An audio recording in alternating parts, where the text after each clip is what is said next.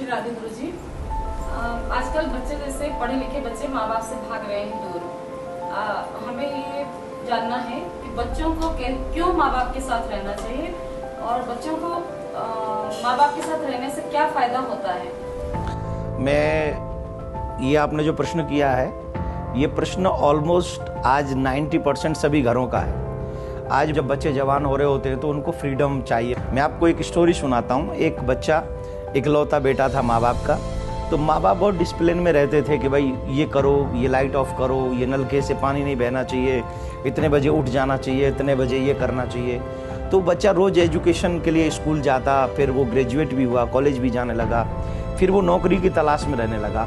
वो नौकरी इस चक्कर में करता था कि अगर मुझे नौकरी मिल जाए तो जल्दी से जल्दी मुझे माँ बाप से छुटकारा मिले। ये मुझे सोने नहीं देते हैं, ये मुझे ये करवाते हैं, ये मुझसे ये करवाते हैं, मैं परेशान हूँ, मुझे कहीं दूसरे शहर में नौकरी मिल जाएगी, मैं अकेला सेटल हो जाऊँगा। संयोग बस वो समय भी आया कि जब उस बच्चे को एक कॉल आया कि भाई तुम्हारा इंटरव्यू है, तुम आओ।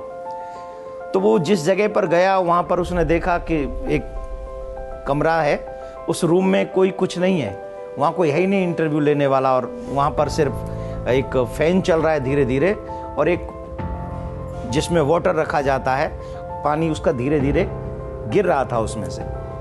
तो उसने देखा कि यहाँ तो कोई है ही नहीं, मैं इंटरव्यू किसको दूंगा। तो अचानक से वहाँ एक पेज मिला, उस पर लिखा था कि इंटरव्यू ऊपर हो रहा है। तो वो ऊपर जाने लगा तो उसने सोचा कि पानी गिर रहा है, तो उसने वो नल का बंद किया। उसने सोचा मैं जा रहा हूँ, इस रूम में कोई है ही नहीं, ये फ़ैन चल रहा है, पंखा चल रहा है, तो उसने पंखे को भी स्विच ऑफ किया और इंटरव्यू देने के लिए ऊपर गया। तो उसने एंटर करते ही इंटरव्यू लेने वाले ने पूछा कि भाई कब से ज्वाइन कर रहे हो। बोले सर आपने मुझसे कुछ पूछा ही नहीं।